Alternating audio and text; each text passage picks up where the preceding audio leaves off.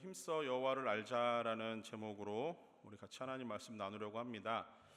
여러분 그 코비드가 딱 시작되었을 때를 한번 가만히 생각해 보시면 그 2020년 경이었던 걸로 기억이 되는데, 그때 교회가 이제 대부분 팬데믹 상황 가운데서 다 문을 닫게 됐어요.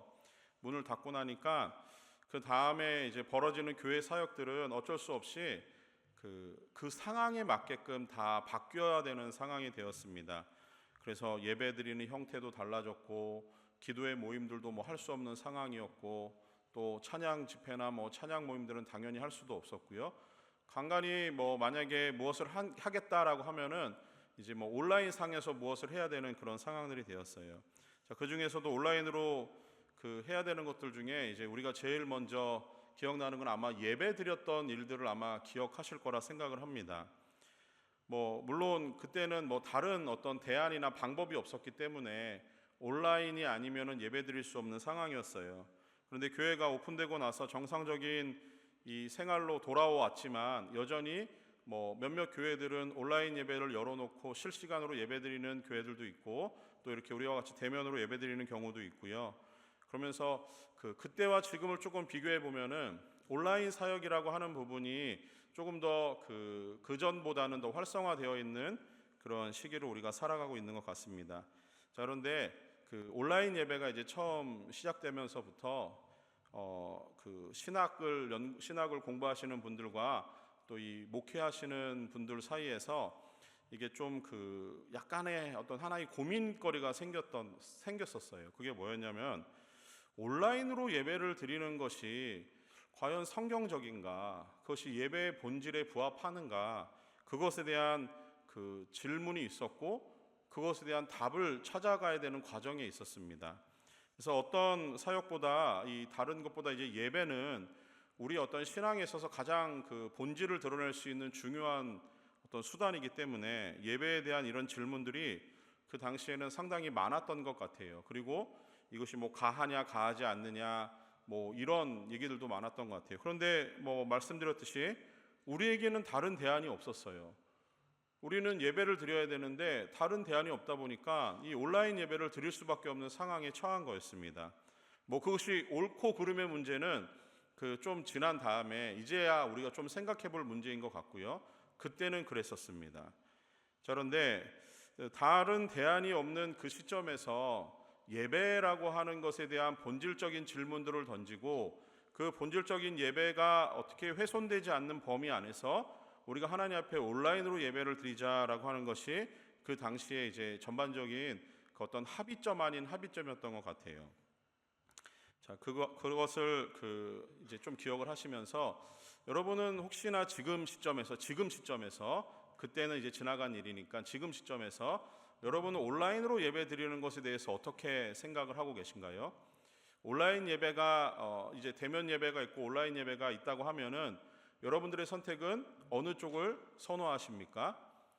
뭐 여기 계신 분들이야 뭐 질문을 드릴 것도 없이 대면 예배를 드리러 나오셨으니까. 그런데 때로는 우리의 여러 가지 상황이 생길 수 있잖아요. 갑자기 뭐 몸이 아플 수도 있어서 주일날 교회 못 나올 수 있는 상황이 생길 수도 있고, 그런 분들에게는 온라인 예배가 생겼다라고 하는 것은 굉장히 큰 희망 중에 하나였어요. 자, 그렇게 봤을 때 지난 목요일 저녁에 이제 우리 목사님들하고 성경 공부를 하면서 이런 질문들을 한번 같이 쉐어했던 적이 있는데, 온라인 예배 뭐 다 장단점은 있는 것 같습니다. 그리고 그 당시 온라인 예배가 대안이라고 생각했기 때문에 예배를 포기할 수 없는 우리들에게는 누구나 다 온라인으로라도 예배를 드려야 되는 상황이 된 거였어요. 근데 아마 대부분 그 당시를 한번 좀 돌아가서 한 2년 전, 3년 전쯤으로 한 3, 4년 전쯤으로 돌아가서 한번 생각해 보면은 온라인 예배를 드렸을 때 자신의 모습들을 한번 가만히 생각해 보세요. 처음에 온라인 예배가 딱 시작한다라고 했을 때는 그래도 적어도 우리의 몸과 마음가짐은 예배니까 이 예배에 집중해야겠다라는 마음이 있었을 거예요. 그래서 예배 시간이 예를 들어서 뭐 10시다 그러면은 그래도 적어도 옷은 좀 갖추어 입고 눈곱은 좀 떼고 세수도 좀 하고 그러고 나오셨을 거예요. 근데 조금 지나다 보니까 어떻게 됐습니까? 10시 예배인데 10시에는 안 일어나요. 이제 한 10시 5분 정도 돼서 일어날 거예요. 그리고 나서 예배 조금 늦었으니까 얼른 빨리 TV 켜고 소파에 앉아가지고 이제 예배 드리면 돼. 그리고 딱 편하게 앉아서 예배를 드리기 시작합니다. 근데 예배가 뭐 1시간 반이 진행되면 지겹잖아요. 그럼 예배 시간에 이제 좀 먹을 간식거리도 앞에 좀 놔두고, 아침에 내가 아무것도 안 먹었으니까 커피 한 잔 두고 뭐 베이글 같은 거 좀 구워 먹으면 괜찮을 것 같은 생각도 들고, 그러지 않으셨습니까? 제가 온라인 예배를 쭉 하면서 이제 그 당시에 피드백을 받아보니까 이렇게 해서는 안 되겠다라는 피드백들이 있었어요. 그래가지고 한 구절 이게 자막을 좀 조그맣게 하나 넣었던 게, 예배가 준비 중입니다. 이제 옷은 적어도 갈아입고 나오시라고. 그 예배 준비를 좀 하셔야 된다라는 자막들을 넣었던 기억이 있어요. 그러게 지나가다 보니까, 시간이 조금 더 지나다 보니까 이제는 뭐 주일날 10시에 예배를 드리지 않는 분들도 상당수였던 것 같습니다. 왜냐하면은 온라인 예배는 자동으로 녹화가 되어서 그대로 홈페이지에 올라가다 보니까 이제 언제든 예배에 접속할 수 있는 시간만 되면은 그 시간에 하면 되는 거예요. 그 시간이 주일날 오후 2시가 됐건 3시가 됐건 그건 중요하지 않습니다. 왜냐? 나는 그래도 온라인으로도 예배를 드렸기 때문이에요. 자, 그런데 그 다음에 어떤 문제가 생겼냐면은 이제는 주일날 예배를 드리지 않아도 돼요. 내가 평일날 아무 시간에, 자유로운 시간에 그 시간을 택해서 예배를 드리면 되는 그런 상황도 생겼습니다. 그러다 보니까 뭐 녹화된 예배 언제든지 드리면 되는 그런 상황 속에서 주일날 예배 드리지 않는 것, 뭐 마음의 부담이 있었는지는 모르겠지만 아마 대부분은 그런 시간들을 보내셨을 거예요. 누구 쳐다볼 것도 없이 한번 자기 스스로에게 한번 질문해 보세요. 그때 여러분들은 온라인 예배를 예배의 본질 가운데 잘 드리고 계셨습니까? 뭐가 문제인지 이제 확연히 좀 드러나는 것 같지요? 온라인으로 예배 드리는 것 하나의 형식이었습니다. 예배의 형식이었어요. 근데 형식의 본질을 가두고 나서 들여다보니까 형식이 무너지면 본질은 당연히 훼손되기 마련인 거예요. 자, 반대로 예배의 본질이 무엇인지를 놓치고 나면은 좋은 형식을 갖추고 있다 손 치더라도 그것은 알맹이가 없는 껍데기에 불과한 거죠. 그러면은 형식에만 집중하다 보면은 본질에 대해서 소홀해지고, 본질이 사라지고 나면은 형식은 무너지는 꼴이 되는 거예요. 그렇게 남겨진 온라인 예배는 하나님 앞에 드리는 예배라는 의식보다는 예배를 드리는 나의 마음에 더 중요해져 버린 시점을 우리가 아마 봤을 겁니다. 언제든 예배 드려도 되는 거예요. 왜요? 하나님은 언제든 어디서든 우리와 함께 하시니까. 예배 드리는 나의 마음이 중요하지 하나님이 나에게 중요하진 않아요. 예배를 받으시는 하나님이 뭐 주일 오전 10시에만 거기 계시는 분은 아니기 때문에 우리는 아무 때나 예배도 드려야 된다는 생각을 갖는 겁니다. 잠옷 입고 예배 드리면 어때요? 베이글을 먹고 커피 마시면서 예배 드리는 거 문제되지 않아요. 왜? 나의 마음은 여전히 예배 드리려고 하는 마음이 있기 때문이라는 생각 때문에 그랬을 거예요. 본질은 그렇다 손 치더라도 형식이 무너지면 안 되는 거예요. 그러니까 이 본질과 형식은 같이 가는 겁니다. 오늘 그 얘기를 조금 하려고 해요. 그래서 본질과 형식에 대해서 생각하면서 여러분 혹시 그 금요 홀리파이어 8월 동안 우리가 믿음에 대해서 나눴거든요. 그 믿음에 대해서 생각해 볼 때 믿음의 본질은 믿음의 주체 되시는 하나님께서 친히 우리를 찾아오사 설득하는 작업이라고 말씀을 드렸습니다. 그래서 믿음의 본질, 이렇게 얘기하면은 믿음의 본질은 곧 살아계신 하나님이 우리의 믿음의 본질이 되시는 분이세요. 자, 그 믿음의 본질을 가진 성도들이 그들의 삶을 통해서 그 믿음의 본질, 곧 그 하나님을 드러내는 과정이 신앙생활입니다. 이게 신앙생활의 본질이에요.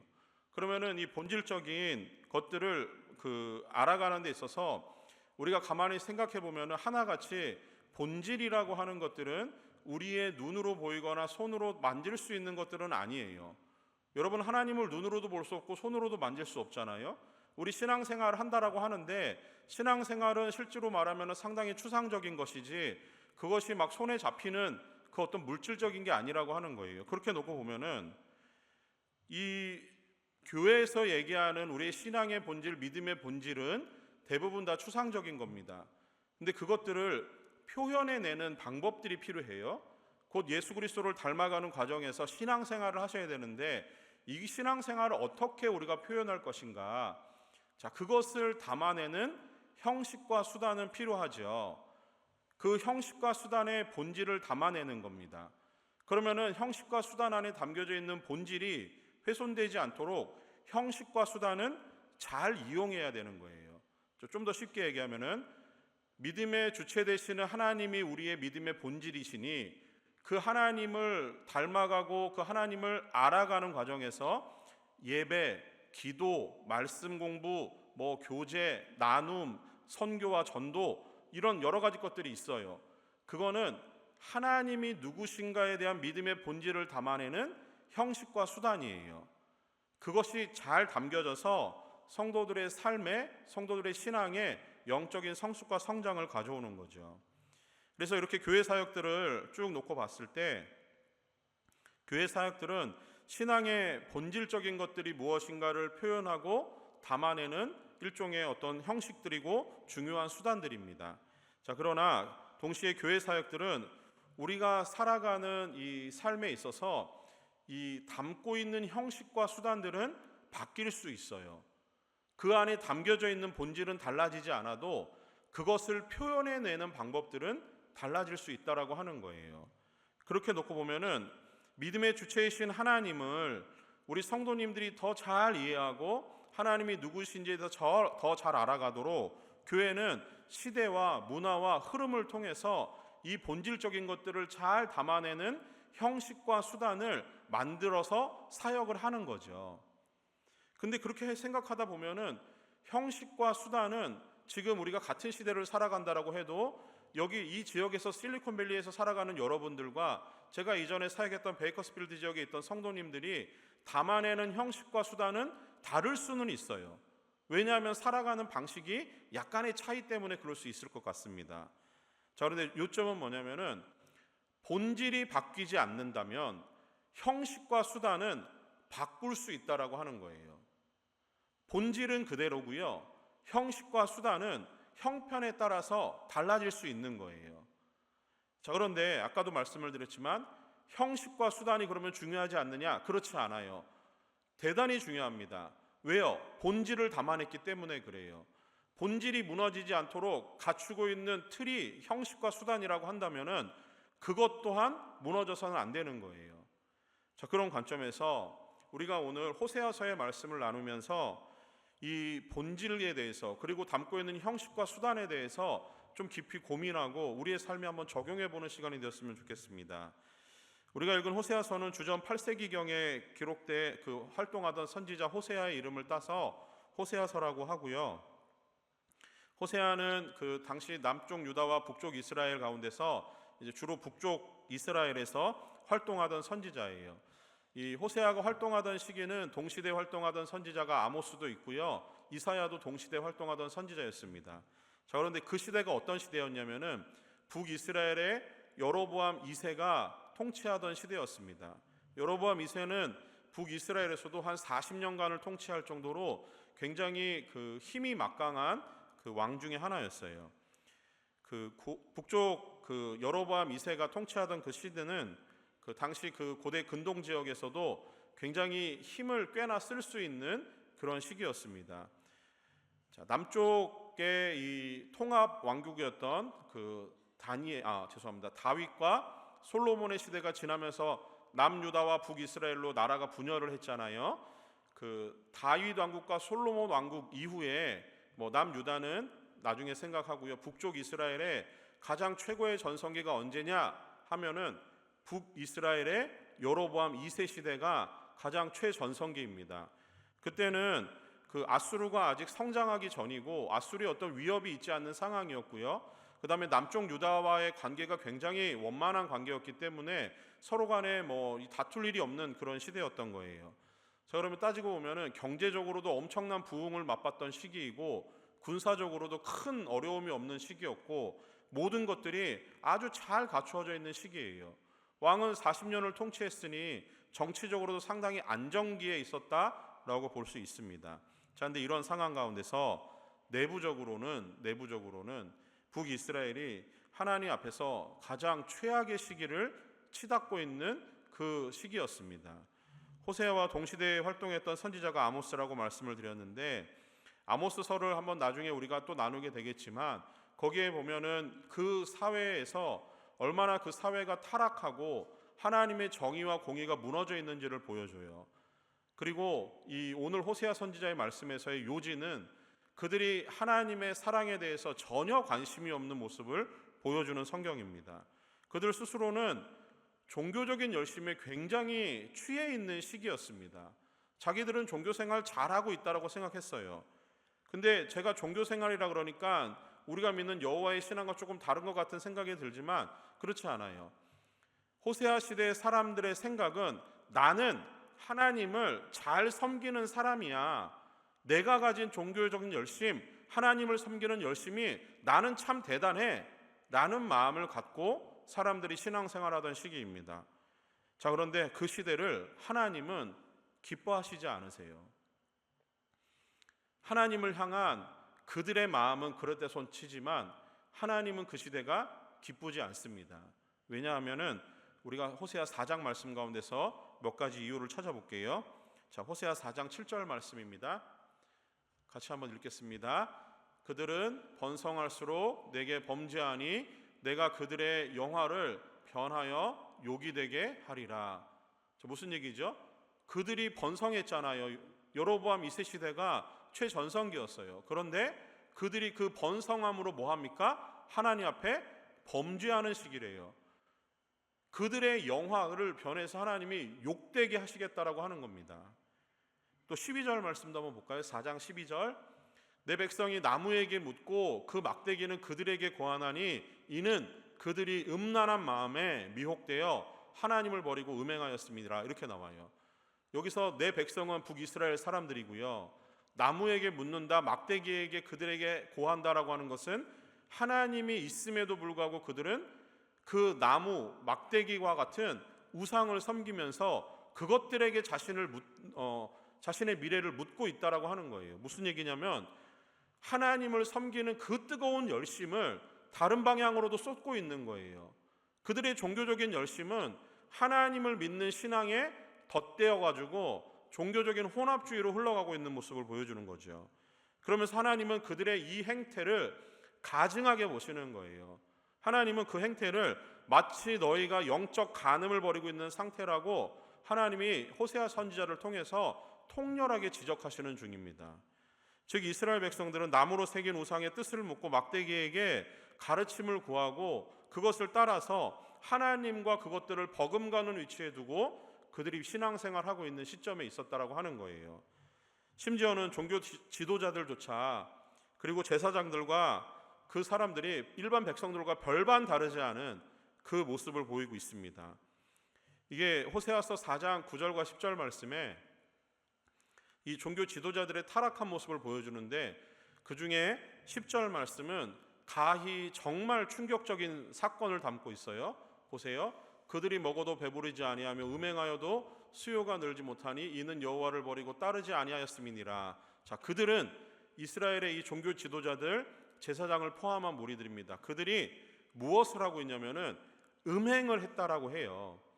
당시 상황에 비추어 봐서 설명을 드리면은 그 바알과 아세라를 섬기는 그 어떤 종교적인 예식이나 아니면 그 제사 중에는 그들이 그 신전 안에서 벌이는 굉장히 음란한 행위들, 성적 행위들이 포함되어 있습니다. 자, 그런데 이 제사장들이 자신들의 제사장 수요를 늘리기 위해서 무슨 일을 하고 있냐면은 바알 신전의 창기들과 함께 음행을 저지르는 거예요. 목적은 자신들의 수를 늘리기 위해서라는 거예요. 종교적인 지도자들이 하나님을 섬기고 하나님의 전에서 봉사하는 자들이 아무 꺼리낌 없이 바알 신전의 창기들과 함께 어울리면서 자신들의 욕망과 탐욕을 쫓고 있는 그 모습을 보여줍니다. 그러면서 그들은 종교적인 열심을 가진 사람들이 가득한 시대를 살고 있는 거예요. 수많은 절기를 지키고 온갖 제사를 하나님 앞에 지킵니다. 그들이 얼마나 번성했는지 하나님 앞에 수없이 많은 재물을 가지고 성전으로 오는 거예요. 어쩌면 그들은 자신들이 누리고 있는 정치적인 평화 또 외교적인 어떤 특별한 어려움이 있는 이 시간들, 경제적인 풍요로움이 자신들의 종교적인 열심에서 비롯되었다라고 생각할지도 모르겠습니다. 자신들이 하나님 앞에 이렇게 열심이니 하나님이 우리에게 복을 주셨구나, 바알과 아세라도 우리를 이렇게 축복하는구나 라고 생각할지 모르겠습니다. 신앙의 수단과 방법이 본질과 목표를 향해서 가는 것이 아니라 완전히 틀려진 방향으로 가고 있는 모습이 보여지는 거예요. 신앙의 본질과 그 목표를 잃은 종교적인 열심은 하나님이 보시기에 영적 간음이라는 거죠. 우리들이 이 성경을 보고 있기에도 이것이 얼마나 위험천만한 상황인지 보여집니다. 종교적인 열심은 넘쳐나지만 그것이 사람들의 신앙의 성장과 성숙을 바른 방향으로 이끄는 것은 아니라는 거예요. 아니, 오히려 하나님이 정말 기뻐하시지 않는 그 가증스럽고 더럽고 부정한 세대가 그들이 가지고 있는 종교적인 열심에서 시작되었다라고 하는 거예요. 종교적인 형식주의는 때로는 완전한 타락의 길로 가게끔 되어 있습니다. 그리고 종교 혼합주의는 말할 것도 없는 거예요. 그들이 누리는 그 풍요함, 그 부요함은 오히려 그들을 패망의 길로 인도하는 그 길잡이가 되고 있는 모습이에요. 외형적으로는 성전에서 봉사하고 헌신하면서 그들이 성도로서 당연히 해야 할 일을 하고 있는 것처럼 보여지지만 실상은 순수한 하나님의 신앙에서는 완전히 떨어져 있는 빈 껍데기와 같은 신앙인들의 모습이라고 하는 거죠. 종교적인 열심이 우리의 구원의 확증과 우리의 구원의 확보를 할 수 없다라는 것을 오늘 이 본문이 우리에게 분명히 얘기해 줍니다. 여러분, 인터넷이 발달하고 통신 미디어가 발달하는 시대를 살아가다 보니까 우리는 역사상 유례없는 정말 설교의 홍수 시대를 살아가요. 팬데믹 시대의 사람들은 자기의 마음에 드는 목사님의 설교를 골라 듣는 일을 시작했습니다. 원하는 시간에 원하는 예배를 골라서 드리는 거예요. 그리고 원하는 찬양, 원하는 기도 다 할 수 있는 시대가 되었어요. 심지어는 우리가 성경책 대신 셀폰을 들고 오거나 아니면 어떤 다른 그 디바이스를 들고 와도 충분히 예배를 가능한 그런 시대입니다. 아마 지금 성경 안 찾아도 저 방송으로 저 자막들로 우리 예배가 다 대체가 가능한 시대예요. 개인적이고 이기적인 신앙을 벗어나기 위해서 신앙생활 하다 보면은 그 어떤 내가 다른 곳에 도네이션을 하거나 후원을 하는 일 할 수도 있어요. 사회적인 모임에 적극적으로 동참하면서 봉사활동을 할 수도 있습니다. 1년에 한 번 있는 휴가를 교회 수련회에다가 쓸 수도 있고요. 그 휴가로 선교지를 다녀올 수도 있어요. 또 그러면서 교회 모든 행사에 적극적으로 참여하고 각종 모임과 집회에 빠지지 않고 열심히 참여하면은 그런 어떤 종교적인 열심, 그런 헌신, 그런 모습으로 적당하게 우리가 살아갈 수 있습니다. 그러나 우리가 이런 일을 한다고 해서 절대로 놓쳐서는 안 될 한 가지가 있어요. 그것은 신앙의 본질과 목표를 놓치면 안 된다는 거예요. 여러분이 아무리 많은 좋은 일을 하고 선한 일을 해도 신앙의 본질과 목표를 잃어버리면 의미가 없는 겁니다. 이 한 가지를 호세아 선지자가 종교적인 열심을 가졌지만 오히려 타락의 끝을 향해서 치닫고 있는 이스라엘 백성들을 향해서 던지고 싶은 가장 중요한 메시지예요. 온라인 예배가 시작되면서 마음만 먹으면 교회 가지 않아도 되고 시간 맞춰서 편하게 예배를 드릴 수 있는 시대를 살아가지만 지금 우리 시대에 던지는 호세아 선지자의 메시지는 바로 이겁니다. 호세아 선지자를 통해서 하나님은 이런 종교적인 열심과 열정은 가득하지만 하나님을 향한 지식이 없는 그 시대를 향해서 하나님이 지금 호세아 선지자의 목소리로 말씀하세요. 이들이 왜 이렇게 종교적인 열심은 있는데 타락하게 되었는가? 하나님은 호세아 선지자를 통해서 한 가지 문제를 지적합니다. 호세아 4장 1절 말씀인데요. 혹시 자막이 있나요? 네, 우리 같이 한번 4장 1절입니다.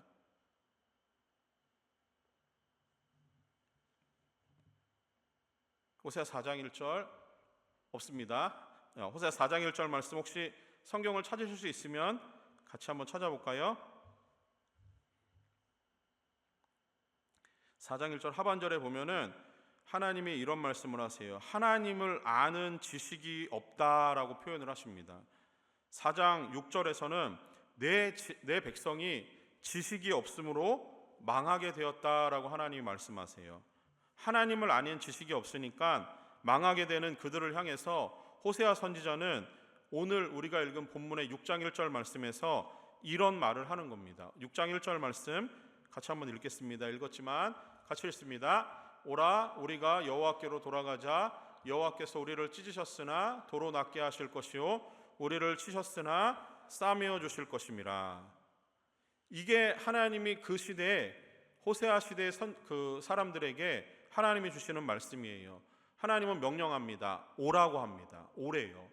오는데 어디로 오라 그럽니까? 여호와께로 돌아가재요. 여호와께 돌아가자. 이게 중요해요.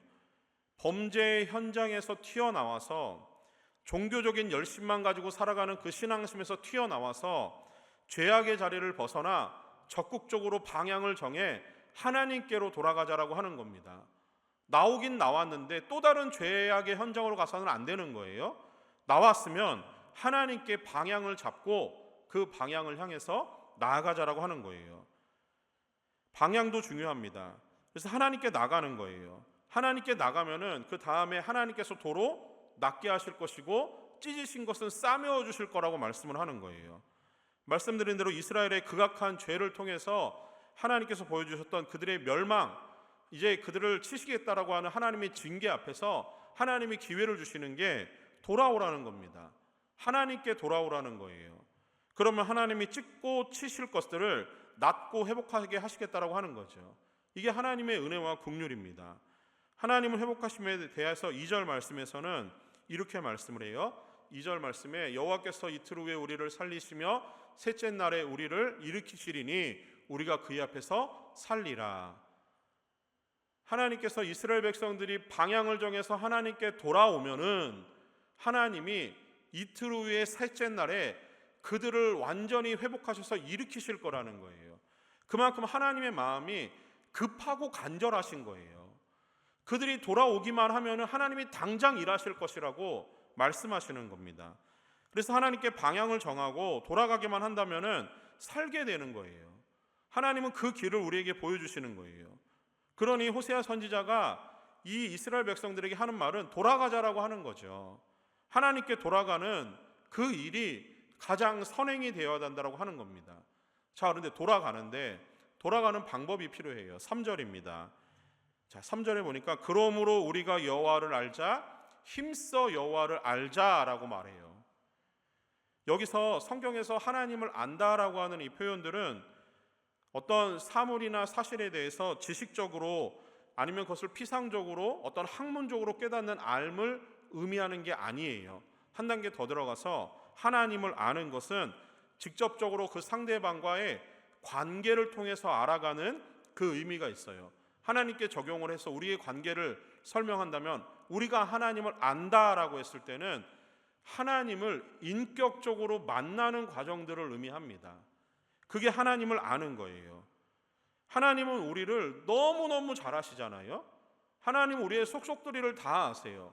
그러면 여러분은 하나님을 믿는 여러분은 하나님을 얼마나 알고 계신가요?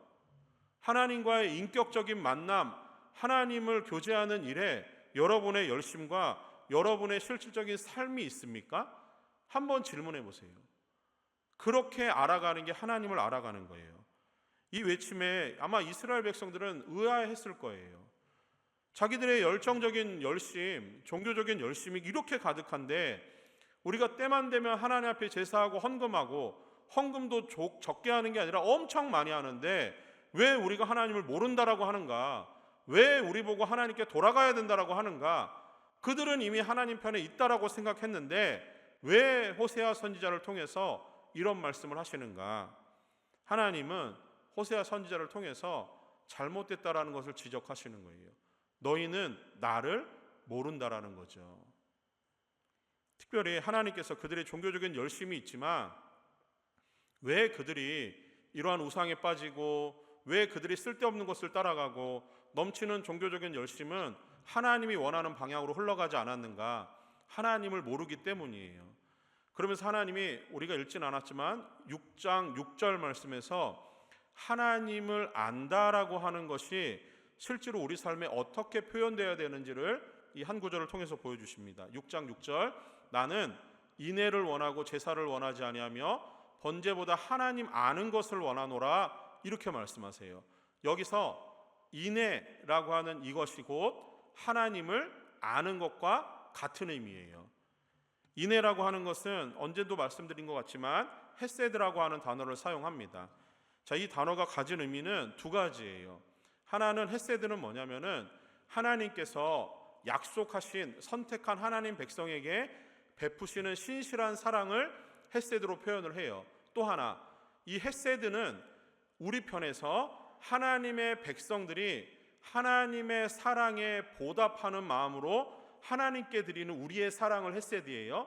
또 하나 더 나가서 하나님의 사랑을 받은 우리들이 이웃을 향해서 조건 없이 신실한 사랑을 보이는 것 또한 하나님이 원하시는 헤세드, 오늘 성경에 나오는 인애라고 하는 거예요.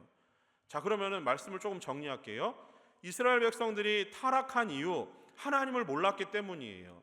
그들이 하나님을 몰랐는데 왜 몰랐느냐? 자기들 안에 있는 뜨거운 열심은 있을지 모르지만 하나님을 향한 사랑이 잘못된 거예요. 헤세드가 없는 겁니다. 또 하나, 그들이 넘치는 재물과 풍요로움을 가지고 주변의 사람들에 대해서 돌아보는 일이 없는 거예요. 그 말씀은 제가 다음 주에 아모스 선지자의 말씀을 통해서 조금 더 나누려고 합니다. 결국은 하나님의 헤세드를 받았음에도 불구하고 하나님께 헤세드를 드리지도 않고 다른 이웃을 향해서 하나님의 헤세드를 펼쳐지지도 않는 그 시대를 향해서 하나님은 너희는 나를 모른다라고 하시는 거예요. 그들이 망하게 된 결정적인 원인이 이거예요. 하나님에 대한 지식을 버렸고 하나님을 버렸고 하나님에 대한 헤세드를 나타내지 않았다라는 겁니다. 단순히 암기하고 기억하는 것으로 내 신앙생활이 몇 년이 됐다라는 것으로 우리의 신앙을 자랑할 일이 아니에요. 우리의 신앙은 그렇게 해서 성장하고 성숙하는 게 아닙니다. 이 호세아가 여호와를 알자라고 했을 때 이 호세아가 얘기하는 우리가 좀 하나님을 알자라고 하는 이 표현이 얼마나 깊이 있는 표현인 줄 아십니까? 그냥 제가 여기서 설교하듯이 여러분 하나님을 알아야 합니다라는 표현이 아니에요. 호세아가 이스라엘 백성들을 향해서 내뱉는 여러분 제발 우리가 하나님을 알아야 합니다, 하나님께로 돌아가야 됩니다라는 이 표현은 상당한 깊이가 있고 그의 삶이 묻어있는 표현입니다. 우리가 말씀 가운데 나누진 않았지만 호세아 1장 2절 말씀에 보면은 호세아에게 임한 하나님의 말씀이 임하셨을 때 하나님이 호세아에게 내리신 한 가지 명령이 있어요. 그게 뭐냐면은 너는 가서 음란한 여자를 맞이하여 음란한 자식을 낳으라. 이 나라가 여호와를 떠나 크게 음란함이니라 하시니. 자, 호세아에게 하나님이 말씀하시는 것은 호세아야, 내가 북이스라엘이 이렇게 나를 떠나 있는 그 마음을 보니까 내 마음이 참 힘들고 아프구나. 그러면서 호세아에게 요구하시는 게 뭐냐면은 너는 이스라엘이 내게 주는 이 아픔만큼이나 너의 가정을 통해서 나의 이 아픔을, 나의 이 슬픔을 표현해 달라는 겁니다. 그래서 하나님은 호세아에게 음란한 여인을 가서 장가들어서 그 여인에게서 음란한 자식을 낳으래요. 그러면서 하나님께서 이 호세아에게 2명의 아들과 1명의 딸을 주세요. 그리고 이 아들이 1명 나왔을 때 이름을 주시고 딸이 나왔을 때 이름을 주시고 또 마지막 막내가 나왔을 때 이름을 주세요. 근데 그 이름이 가히 충격적이에요. 첫째 아들은 이름이 이스르엘입니다. 하나님께서 흩으신다라고 하는 거예요. 하나님의 멸망의 메시지예요. 둘째 딸의 이름은 로루하마입니다. 히브리에서 로라고 하는 거는 노, 안 된다라고 하는 의미가 있어요. 루하마는 긍휼입니다. 하나님이 긍휼히 여기시지 않는다라고 하는 의미예요. 셋째 아들은 로암미입니다. 암미는 백성이에요. 이 셋째 아들의 이름의 뜻은 너는 내 백성이 아니다라는 거예요. 호세아 선지자가 하나님 앞에서 그의 가정을 끌어안으며 슬퍼했을 모습이 그려지십니까? 그 모습을 기억을 하시면서 6장 1절에 가서 여러분 제발 우리가 하나님을 압시다, 하나님께 돌아갑시다 이야기하는 거예요. 자신의 가정은 그렇게 망가진 모습으로, 자녀들의 이름은 그렇게 멸망에 담기고 하나님이 기뻐하시지 않을 모습으로 이름이 표현됐어요. 그러나 호세아 선지자는 그 삶을 통해서 하나님께 돌아가자라고 말씀하는 겁니다. 호세아 선지자의 삶은 자신이 실제로 경험하고 자신이 만난 인격적이신 하나님의 삶을, 그의 삶을 통해서 드러내는 거예요. 끊임없이 헷세대를 베푸시는 하나님 앞으로 돌아가자라고 하는 거예요.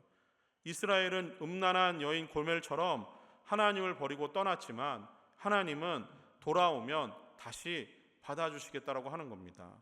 마찬가지예요.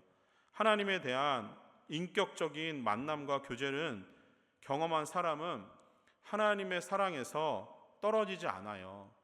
하나님을 인격적으로 만나고 그 사람이 갖는 종교적인 열심이라면 하나님이 기뻐하실 거예요.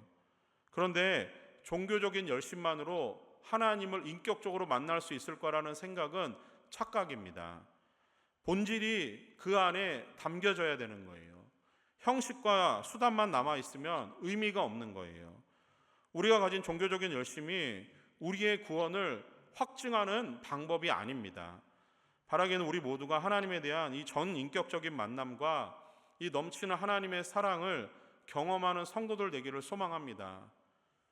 그런 성도라면 하나님의 말씀에 대한 철저한 순종과 그 헌신의 모습으로 자신의 삶을 살아가야 되는 거예요. 은혜가 풍성한 하나님의 사랑을 경험한 성도라면 자기만을 위한 이기적이고 개인적인 삶을 살아서는 안 되는 겁니다. 하나님의 말씀이 진리임을 깨달은 성도라고 한다면은 그 삶에서 적당한 편법과 거짓과 어떠한 술수를 통해서 살아가서는 안 되는 거예요. 정직하게 살아야 되는 거죠. 전 세계가 내놓으라고 하는 우수한 인재들이 모여있는 이 실리콘밸리를 우리가 살아갑니다. 우리 주변에 놓여있는, 여러분 주변을 둘러보면은 정말 발달해 있는 여러 기술과 문화들을 우리가 금방 보게 돼요. 그 수단과 방법을 통해서 우리는 때로는 성경 공부도 하고요, 또 찬양도 하고요, 그리고 말씀을 듣고 기도하는 일들에 이런 것들을 사용할 수 있습니다. 편하게 모든 것들을 할 수 있는 그 시대를 우리가 살아가고 있어요. 그런데 놓치지 마십시오. 수단과 방법이 여러분들의 성장에 어떠한 도움을 주는 게 아니에요. 다시, 하나님을 향한 우리의 신앙의 이 본질과 목표가 제대로 설정되어 있지 않다면은 여러분들이 하고 있는 종교적인 열심은 하나님 앞에서 아무 의미가 없습니다. 그 부분에 여러분의 마음과 여러분의 생각을 깊이 있게 묵상하시고 그 삶을 붙들기를 소망합니다. 지금 우리는 모두가 그 지나온 시간들을 돌아보면서 우리가 놓치거나 잃어버렸던 신앙의 본질로 돌아가야 하는 시점을 다시 한번 맞이했습니다. 우리의 신앙의 본질은 여전히 살아계신 위대하신 하나님이십니다. 하나님은 아낌없이 사랑하는 아들을 우리에게 내어주셨습니다. 예수님은 우리를 사랑하셔서 자신의 몸을 십자가에 던지심으로 그 사랑을 보여주셨습니다. 하나뿐인 아들을 내어주신 사랑, 자신의 생명을 버려 구원하신 그 사랑을 입은 사람들이 여기 모여서 하나님을 예배하고 있는 줄 믿습니다. 여러분들 모두가 그 사랑을 받으신 하나님의 헷세들을 입은 사람들이에요. 그렇다면은 그 본질을 붙잡고 여러분 앞에 있는 수단과 방법, 형식들을 잘 담아서 따라가십시오. 목사인 저도 이 말씀을 다시 한번 마음에 새기겠습니다. 여기서 함께하고 있는 우리 임원들, 우리 리더들, 또 우리 목자님들, 그리고 우리 찬양팀, 그리고 함께 예배한 우리 성도님들, 이 말씀을 다시 한번 우리 마음에 새깁시다. 형식과 수단이 우선이 되지 않고 본질이 먼저가 되어야 되고요, 그 본질을 따라서 우리가 다양한 방법으로 형식과 수단을 만들어 더 열심히 하나님 앞에서 살아갈 수 있는 성도 되기를 원합니다. 여러분, 믿음의 본질을 붙드셔야 돼요. 하나님을 아는 것에 여러분의 모든 것들을 투자하십시오. 하나님의 사랑을 받은 사람임이 그 삶 속을, 여러분의 삶을 통해서 증거되고 증명해내는 일에 여러분의 모든 열정을 쏟을 수 있기를 원합니다. 그것이 우리가 원하는 신앙생활의 올바른 목표이고 방향입니다. 그 방향을 향해서 뚜벅뚜벅 한 걸음 걸어갈 수 있는 믿음의 성도들 되기를 간절히 소망합니다.